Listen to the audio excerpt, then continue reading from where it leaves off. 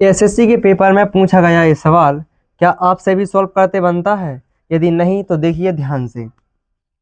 मान कर चलते सवाल दिया है 1/3x+1 into 4x+2 plus 1/3x+1 into 5x+3 बराबर दिया है 1/3x+1 into 6x+4 plus 1/4x+2 और इंटू 5x+3। तो इसमें x का मान क्या होगा? क्या पूछा गया है? x का मान क्या है? यदि मैं इसको a मान लूं और इसको b मान लूं तो ये क्या है? a है। और यदि मैं इसको क्या मान लूं? c मान लूं और बराबर में इसको क्या मान लें? a मान लें और इसको मान लें d मान लें और इसको क्या मान लें? ये किसका मान है? b का। यदि ये b है और ये 5x+3 क्या है? c है।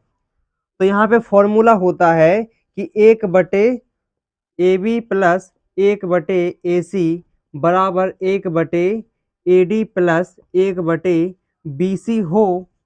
क्या है? bc हो तो इसका हल d प्लस 2c बराबर 0 होता है। क्या होता है? 2c बराबर d प्लस 2c बराबर 0 होता है।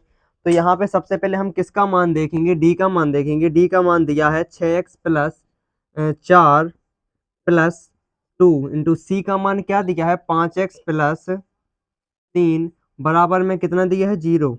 तो यहाँ पे 6x+4 ज्यों के त्यों 2 का गुणा होगा 5 में तो प्लस 2 पंचे 10 x आ जाएंगे और प्लस प्लस रहेगा और 2 का गुणा 3 में होगा तो 2 3 6 और 0 का 0।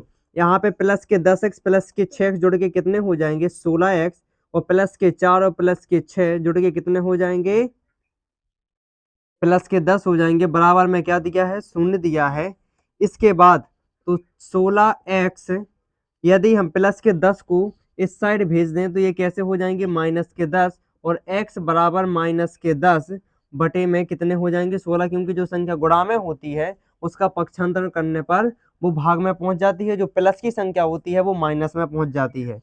तो x बराबर कितने से कट रहा है? 2 से। तो 2 पंचे 10 और 2 अट्ठे 16, यानी ऊपर माइनस के 5 और नीचे कितना? 16। यही हमारे x का मान होगा। सच बताना यदि आपसे सॉल्व करते बन रहा था कि नहीं। यदि नहीं बन रहा है तो चैनल को सब्सक्राइब जरूर करें।